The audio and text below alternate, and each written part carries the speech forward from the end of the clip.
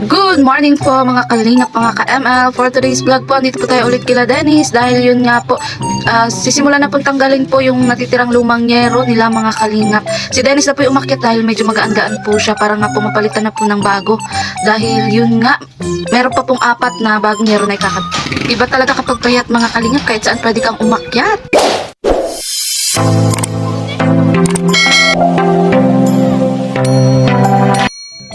Ayan, for today's vlog, ito nga po ang day 2 at halos day 3 na rin po ng paggawa po ng bahay nila Dennis. At eto nga po, sa pangatlong araw po ay naghakot nga po kami ng Hardiplex dahil yun nga, ikakabit na po ang dingding nila mga kalingap ngayong araw. At yun, tinulungan ko na rin po si Dennis dahil may kagibatan nga po ito, mas magibat pa po sa mga problemang hinaharap nila mga kalingap, charot. Ayan, at eto nga, medyo naguguluhan nga po kami kung saan po namin ilalagay mga kalingap dahil yun, napaka-sensitive nga po ng Hardiplex na ito mga kalingap, hindi nga po pwedeng basta mabagsak at dapat po talaga meron pong maayos na malalagyan. Hardiplex nga po yung napili po naming maidingding sa kanilang bahay para kahit po mabasa ay hindi po agad masisira. Kasi kapag plywood po mga kalingap ay madali pong masira. Gawa po ng hindi po siya pwedeng mabasa palagi mga kalingap. Eh lalo na po ngayon at meron na naman po parating na bagyo at medyo malakas-lakas nga daw po yun. Kaya heto po at agad-agad po ay lalagay na din po ang Hardiplex na to para kahit tumating na po si bagyong Hiner ay kahit pa paano po may pananggalang na po sila nanay sa bagyo. At yun, kinailangan nga rin po natin mag voice over po ulit mga kalingap dahil meron nga pong birthday yan sa kapitbahay. So isa lang po ibig sabihin may kainan din po mga kalingap. Pero wala po munang sharonan dahil hindi naman po tayo invited doon mga kalingap. Tayo po ay nakikitaan lang dito sa birthday yan. Pero may kalakasan nga po ang video okay kaya kailangan ko po talagang mag voice over. At eto nga po ang iba pa pong mga Hardiplex na hinahakot po natin mga kalingap. Kawawa naman po si Dennis, talagang tinatsagaan po niya kahit magibat kaya inalalayan na din po natin para kahit papano po ay gumaan-gaan po ang kanyang pagbubuhat po dahil marami na nga po siyang pasanin sa buhay dumagdag pa itong Hardiplex na to mga kalingap. Ano ba yan? Charot lang mga kalingap. Syempre nandito po tayo para tulungan po talaga sila na kahit papano po ay maparepair po ang kanilang bahay. Hindi man po konkreto, pero at least ngayon po ay komportable na po sila. Umulan umaraw ay hindi na po sila matutuluan at hindi na rin po sila papasukin ng aswang mga kalingap dahil yun wala nga po talaga silang dingding sa mahabang panahon mga kalingap. Trapal at yero nga po ang nagsilbing dingding po nila o wallpaper po sa kanilang bahay mga kalingap. Kaya laking pasalamat po talaga ni Nanay at ni Dennis kasi ngayon po ay natagpuan po sila ng Team Kalingap. At kahit papano po ay natutulungan po natin sa pamamagitan na rin po ng ating mga solid sponsors lalong-lalo na po kay Ate Laida na siya po nag-share ng blessings para po masimula na po itong bahay nila Dennis mga kalingap. At heto nagtulong na nga rin po ang aking asawa mga kalingap sa paghakot dahil talagang may kagibatan po itong Hardiplex na ito para nga po kasing gibat ko na nga po ito mga kalingap.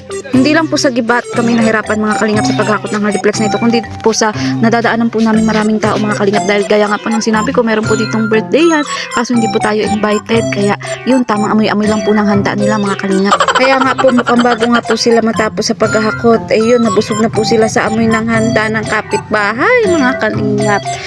Dahil nakailang balik na nga po kami sa paghahakot. Bali ito nga pong Hardiplex na ito ay nasa 6 na piraso lang po muna dahil hindi po natin pwedeng lahatin pa muna dahil malutong nga po ito at anytime ay pwede pong mag-crack mga kalingap. Sayang naman po. Kaya ingatan po natin na hindi po mag-break. Parang relasyon nyo lang. Ingatan po natin na hindi pa kayo mag-break ng jowa mo. Charot. Ay, di kaya mga bari ito. Bari ito? Oo. Hindi ka na sa ano. Sige. Uy! Muna ba? Diyan mo na pagparong. Tagilid na lang. Warong na lang. O, diba nakita nyo ba yun mga kalingap, ang daming tao, parang isang barangay nga po ang bisita nitong kapitbahay nila Dennis. Kaya heto nga po, hirap na hirap po kami. At ayan, may humarang pa nga pong kawayan. Ano ba yan kuya? Padaan naman muna kuya. Thank you kuya, yung hawak mo atang kawayan ay pantusok pa ata sa handang lechon. Oh my god, lechon na naman mga kalinga, putok bato. Pero charot lang, wala daw po talagang lechon mga kalinga. Pangampas lang daw po talaga yun sa pasaway na dadaan. Charot lang, kaya ayan, ayusin nyo ang pagbubuhat niyan. Baka mahampas kayo nang wala sa oras, sinasabi ko sa inyo. Char lang. Siyempre hindi ganon mga kalingap. At eto nga, konti-konti na nga lang ay matatapos na nga sila sa paghahakot mga kalingap. Habang si Tio Crispin ay andun pa rin po sa taas ng bubong at nagkakabit po ng yero mga kalingap habang sila Dennis at ang aking asawa ay naghahakot nitong hardiplex. Nabuon talaga. Sige. Di mo na pagkaroon, di mo na pagtikuon. Nakakarap ka lang kaya.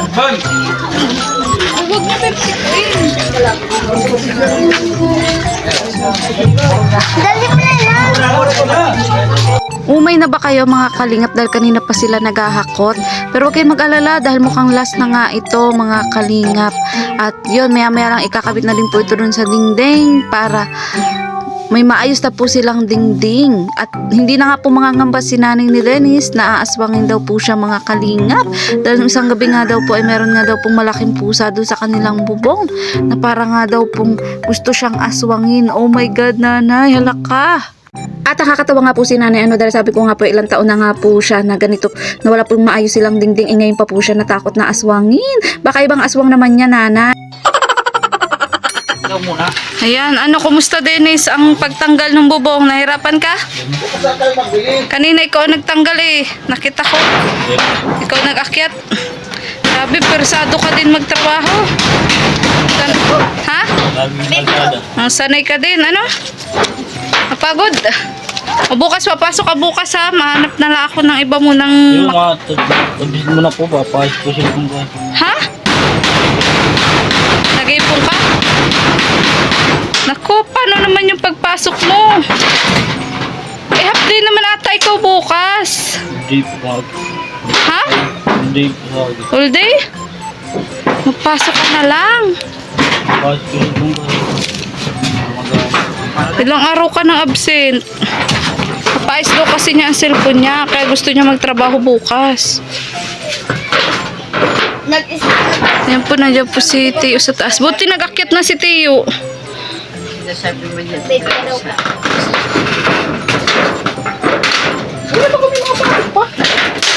Oo nga, tanggalin niyo muna yan, Yung pako na yun sa sa yero.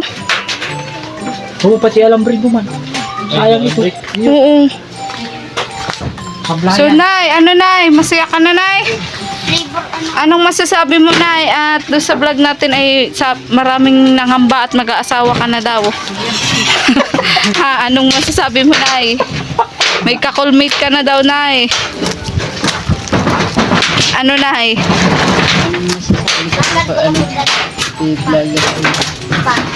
Masaya na din ako at maayos-ayos na din ang bahay namin at nagpapasalamat ako sa mga dalang yero lahat na nagpapasalamat ako.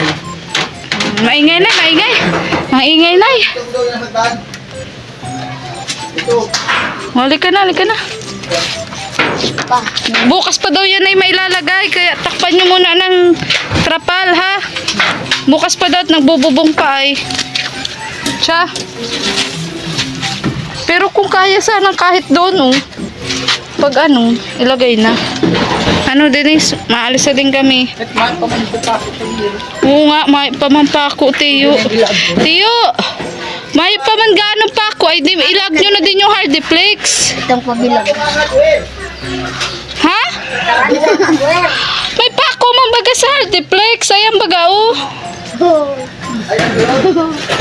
Wala ka man ng pako dyan sa yero. Itong hardiplex na isunod mo. Di mo rin na may matatapos. Pagkatapos ko nito, natulaman nga pagpasok, diba? Kaya nga. Ay, nasaan yung bulkasil, Dennis? Nahulog. Dennis, asin bulkasil. Ay, nalis sa'yo ba ko? Bigay mo kay Teo.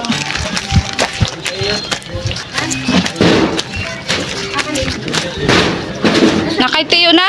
Sige na.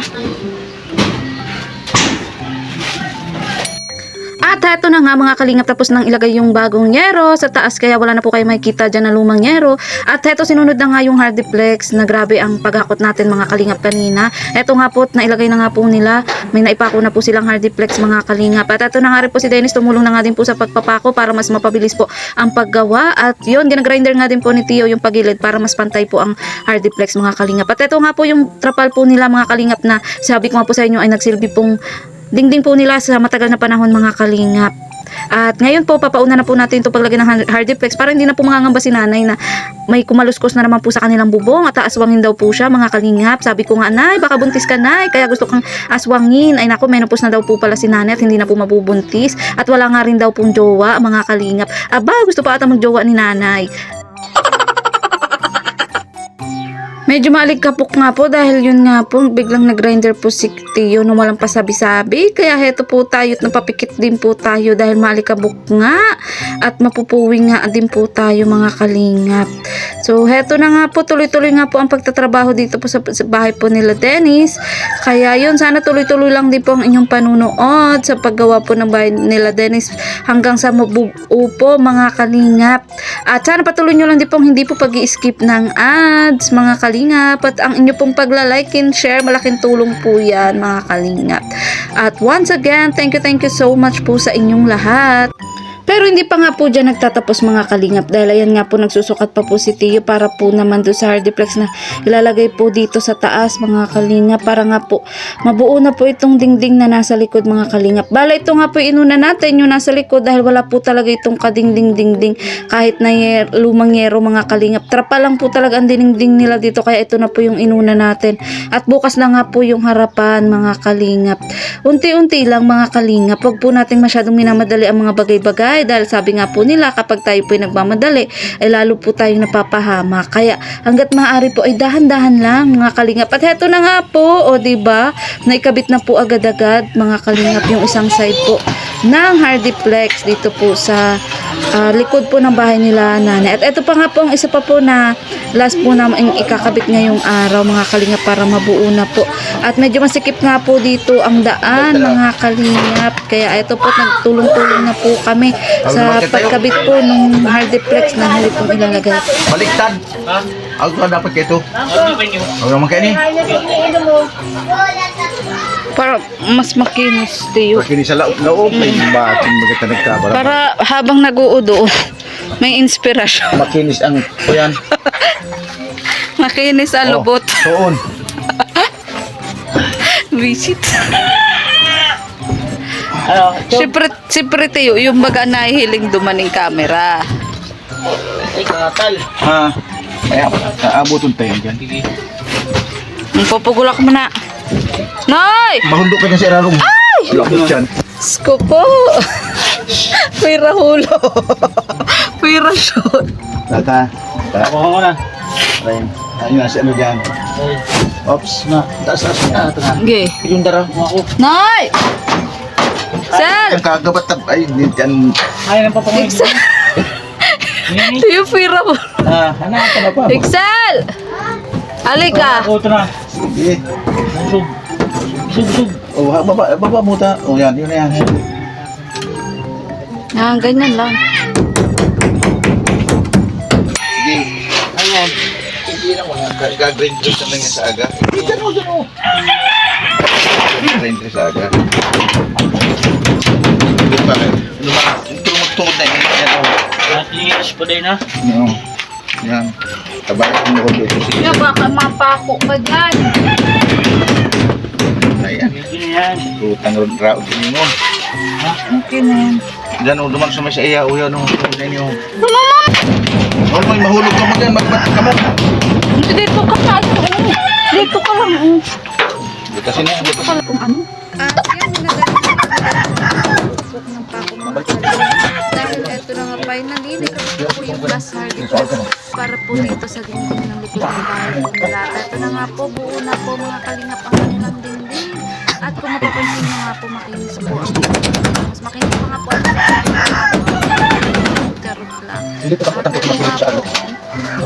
Medyo natatakot nga po ako sa inaapakan ko mga kalingap dahil yun nga po, so negro po pala ito na wala pa pong maayos na takip mga kalingap. Ito pong inaapakan ko, ano lang daw po ito, pansamantalang takip. Kaya nakakatakot, baka bigla po ako mabulso. Ito ang medyo natatakot nga po ako sa inaapakan ko mga kalingap. Dahil yun nga po, so negro po pala ito na wala pa pong maayos na takip mga kalingap. Ito po yan for today's vlog nga po. Ayan, pasensya na po sa itsura namin.